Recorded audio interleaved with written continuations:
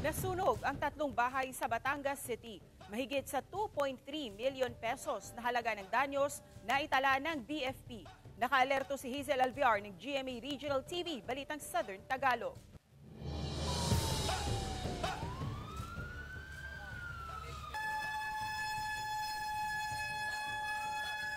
Pasado alas 3 ng hapon noong linggo nang sumiklab ang apoy sa isang bahay sa Barangay 11 sa Batangas City. Damay ang dalawa pang bahay na katabi nito, kabilang na ang inuupahang bahay ni Maricel na may maliit na tindahan. Kwento ni Maricel, nasa palengke daw siya nang itawag sa kanya ang sunog kaya dali-dali siyang umuwi. Wala raw na isalbang gamit ang tatlo niyang mga anak at isang pamangkin na dali-dali ring lumabas noon ng kanilang bahay kasama ang kanilang lola. Kasi ang itim-itim ng usok, ikukunin ko sana yung aking naitagong pera at saka yung mga documents, mga ID ko, mga permits, ay wala.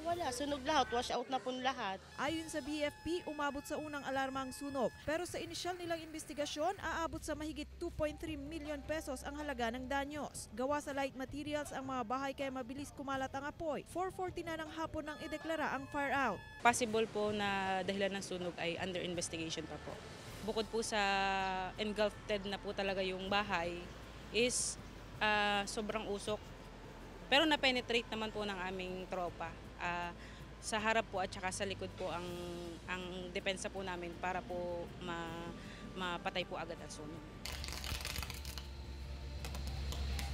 Pansamantala ring nawala ng supply ng kuryente sa lugar matapos madamay ang ilang kable ng Meralco. Pasado alas 10 na ng gabi nang maibalik ang kuryente sa lugar. Walang naitalang nasaktan o nasugatan sa insidente. Mula sa GMA Regional TV Balitang Southern Tagalog, Hazel Kawaing Alviar. Nagbabalita para sa GMA Integrated News.